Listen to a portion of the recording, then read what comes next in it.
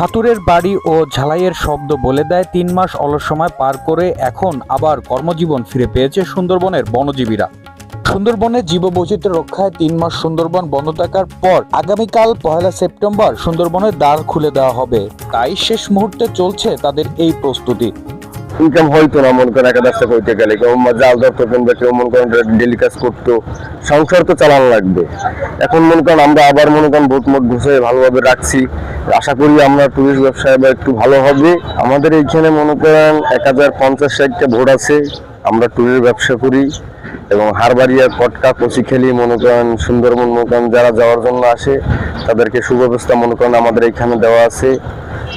সুন্দরবন ভ্রমণ করার জন্য সুষ্ঠু পরিবেশ আছে এবং আশা করছি আগের চেয়ে অনেক লোক বাড়বে। আমার সুন্দরবনের যে জিনিস আইনকানুন নিয়মকানুনগুলো অনেক পাল্টে গেছে, সুন্দরবনের যে অনিয়ম ছিল সেগুলো অনেক দূর হয়ে গেছে। ইনশাল্লাহ আমরা আশা করছি সামনে আমাদের ব্যবসায় ফলন ভালো হবে। আমাদের লোন কিস্তি করে সবাই বোট বানানো, সেই লোন কিস্তিগুলো আশা করছি অচিরেই শোধ করতে পারবো আমরা।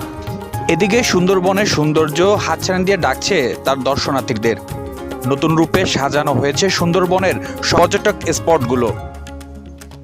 নতুনভাবে বানানো হয়েছে ওয়াচ টাওয়ার, যাতে উঠে আপনি পুরো সুন্দরবনের ভিউ দেখতে পাবেন। হচ্ছে 1 তারিখ পর্যটকরা আসার জন্য বা আমরা এখানে তাদেরকে অভ্যর্থনা জানানোর জন্য বা এখানে সুন্দরভাবে তারা ঘোরাফেরা করার জন্য যাবতীয় যত কিছু করার দরকার আমাদের প্রস্তুতি সম্পূর্ণ করেছি এবং বর্তমানে হচ্ছে হারবাড়িয়া ট্যুরিস্টদের আসার জন্য একদম উপযোগী করে তোলা হয়েছে। এখানে নবনির্মিত হয়েছে ওয়াচ টাওয়ার, সাথে আমাদের যেই শাপলা পুকুর রয়েছে শাপলা পুকুরের মধ্যে একটা গোলঘর তৈরি করা হয়েছে।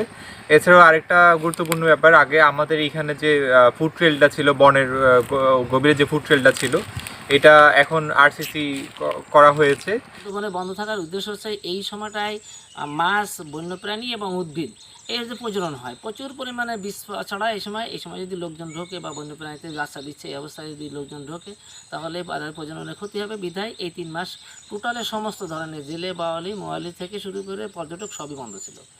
3 মাস পরে আমাদের এই সেপ্টেম্বরের 1 তারিখ থেকে আমাদের এই পর্যটন কেন্দ্র আবার চালু হচ্ছে এবং পাস পারমিটও চালু হচ্ছে।